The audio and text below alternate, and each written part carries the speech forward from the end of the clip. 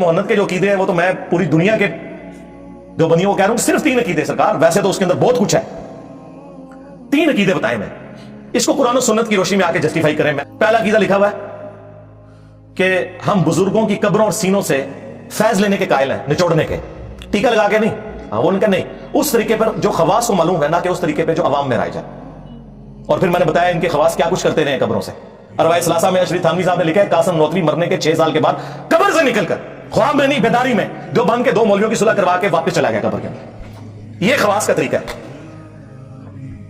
आम बंदे तो भी क्या गुजरा। और बड़े इनके इस तरह के कब्र प्रस्ती के वाकयात हैं। मैंने पूरा रिसर्च पेपर नंबर 6 लिखा है, कब्रों से फैज के अकीदे का तहकीकी जायजा।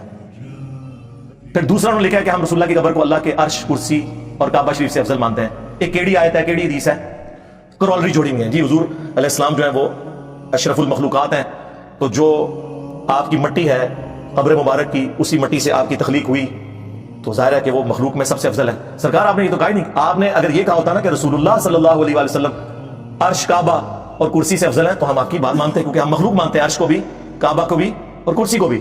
आपने ये कहा नहीं, आपने कहा कि वो हिस्सा है जमीन जो रसूलुल्लाह के साथ मस किए हुए है जी, वो उसी मट्टी का हिस्सा। ना सरकार, जिस मट्टी से हुजूर बन गए बस वही मट्टी वो है, बाकी जो बच गई उधर तो ज़त बकर भी दफन है, वो तो पूरी रियाजुल जन्नह है।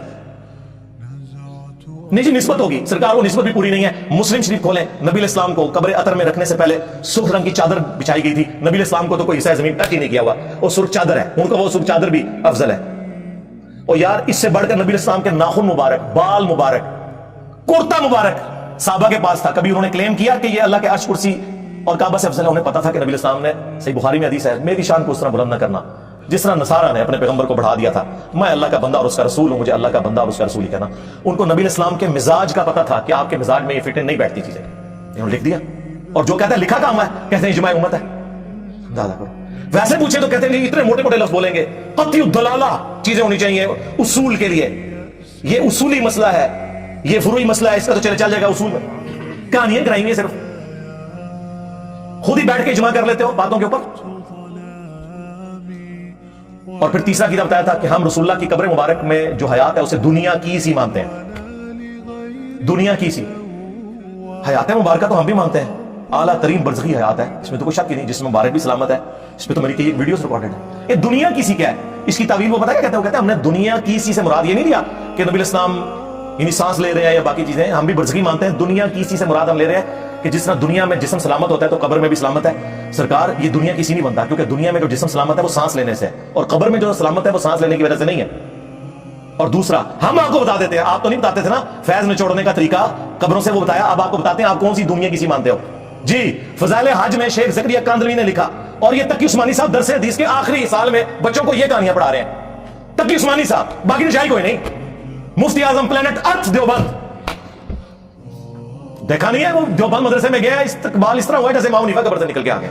हाँ आप देखें, मैं अभी नहीं ना देता, प्लेनेट अर्थ देवबंद, और वो ये बच्चों को पढ़ा रहे हैं जी। तो मौरखीन ने लिखा है कि जो ही ये शेर पढ़े तो रोज़ा अक़दस में से नबी करीम सल्लल्लाहु अलैहि वसल्लम का दस्ते मुबारक जाहिर हुआ, और हजारों इंसानों ने यह मुजाहरा किया कि दस्ते मुबारक जाहिर हुआ। अहमद कबीर रिफाई ने दस्ते मुबारक को कोसा दिया और दस्ते मुबारक से वापस। इतना अजीम शान वाक़या इनके साथ पेश आया, और ये मौरखीन ने मुताबिक तारीखों में लिखा है, और लिखा है कि हजारों अफराद की मौजूदगी में वाक़या पेश है कि शेख अहमद रफाई के बारे में रसूलुल्लाह की वफ़ात के 550 साल के बाद 555 हिजरी में फज़ाइल अमाल का एक चैप्टर है, फज़ाइल हज और फज़ाइल दुरूद, उसमें उन्होंने लिखा है, शेख ज़करिया कांदलवी तबलीगी जमात वाले। और फ़िज़ान सुन्नत में हमारे एक्स मुर्शिद बापा जानी इलियास कादरी साहब ने भी ये वाक़या लिखा हुआ है कि जब वो 555 हिजरी में कब्र रसूल पर हाजिर हुए, और फिर वो कहते हैं जनाब के वो जी ये तो स्यूती ने लिखा है, ओ भाई सानू की तो हौसला दो। हम जब कुरान और सुन्नत के दलाइल की रोशनी में हजरत मुआविया रज़ी अल्लाह तआला अन्हु, हजरत मुगीरा इब्न शुअबा रज़ी अल्लाह तआला अन्हु, हजरत अमर बिन आस रज़ी अल्लाह तआला अन्हु से इख्तिलाफ रख सकते हैं कि तुम्हारे मानते शायद कोई नहीं।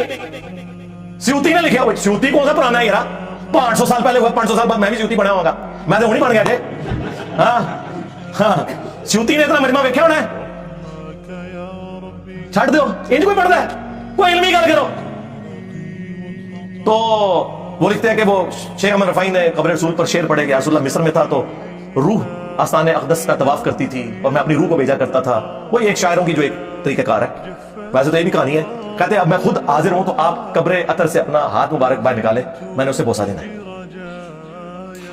यार ये क्या साबिक राम ये कब्र रसूल पे ये डिमांड किया करते थे जाके कि हाथ मुबारक बाहर निकाले, یہ کہاں سے آپ نے سیکھا؟ اچھا پھر وہ کہتے ہیں جی 90,000 کا مجمع تھا مسجد نبوی میں، اور نبی اسلام نے خواب دی بیداری میں ہاتھ نکالا اور شیخ احمد رفاعی نے اسے بوسہ دیا، اور یہ منظر دیکھنے والوں میں شیخ عبد القادر جیلانی کا نام بھی ذکر کیا جاتا ہے. وہ پیر سننا شیخ احمد رفاعی دے، اور عبد القادر جیلانی کا نام انہوں نے اس لیے ڈالا کہ کوئی انکار کر ہی نہ سکے پیرانے پیر. لیکن میں انجینی کی تھی ہے کہ بڑا بدبخت ہے وہ بندہ جس نے ہاتھ نکلتے ہوئے دیکھا اس کا مرید تو ہاتھ چوم رہا ہے، انہیں ہاتھ کیوں نہیں چومیا؟ آؤ نا داڑھ تلے، دیکھنے والے شامل سی ہو، انہیں ہاتھ کیوں نہیں چومیا؟